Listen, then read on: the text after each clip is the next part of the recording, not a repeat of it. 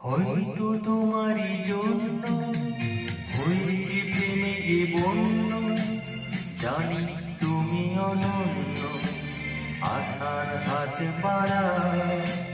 যদি কখনো একান্তে চেয়েছি তোমায় জানতে, শুরু থেকে শেষ প্রান্তে ছুটে ছুটে গেছি তার।